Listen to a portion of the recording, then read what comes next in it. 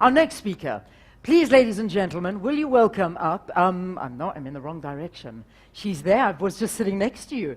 Mrs. Betty Milan. She is fantastic. She's an author. She has written many novels, chronicles, essays, and plays, and she is a psychoanalyst as well. So please welcome her onto the podium.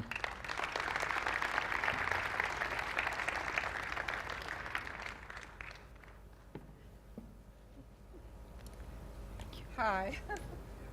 Well, je vais parler en français parce que c'est la deuxième langue du Liban. J'aurais souhaité parler en arabe, mais je suis la troisième génération et la langue ne m'a pas été transmise. Alors, je remercie d'abord le consul du Liban à São Paulo, M. Roudi Al-Azi, et ceux qui me reçoivent au Liban si gentiment. Avant toute chose, je voudrais vous dire que je suis très émue d'être ici, parce que je suis née au Brésil, mais mes grands-parents sont libanais. Sans l'immigration, peut-être n'aurais-je pas connu l'existence. D'autre part, je suis émue parce que j'ai l'espoir que ces conférences internationales de la diaspora aideront le Liban à devenir ce qu'il a été, un lieu de côtoiement permanent et intime entre des populations de différents cultes, un lieu de profonde convivialité. En général, quand on parle d'immigration, on pense au fait qui la détermine et aux difficultés objectives d'immigrer. Ce qui m'intéresse dans ma littérature et qu'on retrouve dans mes textes, ce sont les conséquences de l'immigration sur les individus. Pour écrire, j'ai écouté les voix de la vie, de la joie et de la souffrance de ceux qui ont dû laisser leur pays natal. Dans mes romans sur la diaspora, il s'agit donc de l'histoire affective des immigrants et de leurs descendants. Une histoire qui, pour différentes raisons, tend à rester cachée. Parmi ces raisons, il y a l'intolérance à laquelle les immigrants et leurs descendants sont continuellement exposés.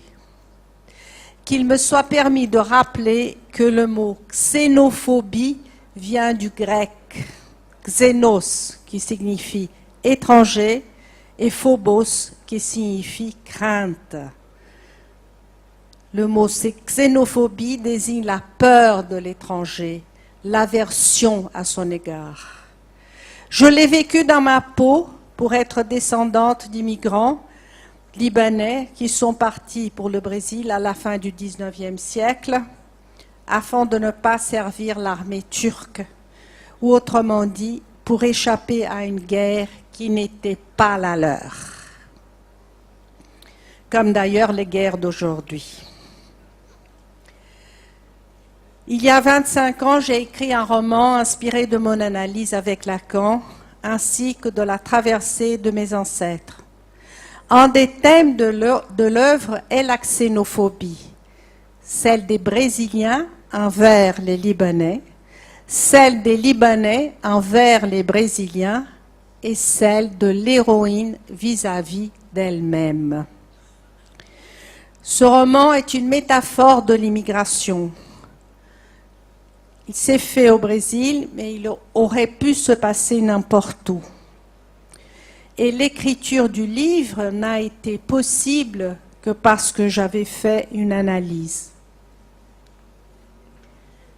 Grâce à l'analyse, j'ai pu m'observer moi-même et révéler à travers le texte les différentes formes de xénophobie à l'origine d'une crise d'identité qui peut imploser le monde et sur laquelle nous tous sommes au courant. D'emblée dans mon roman, la xénophobie est liée aux natifs. Les premiers Libanais qui arrivèrent au Brésil avaient quitté leur pays pour échapper aux Turcs. Et paradoxalement, sous les tropiques, on les traitait de Turcs ou de mangeurs d'hommes. Toutefois, il faut préciser que si le natif du pays de l'immigration est xénophobe vis-à-vis de l'immigrant, celui-ci peut l'être aussi vis-à-vis du natif.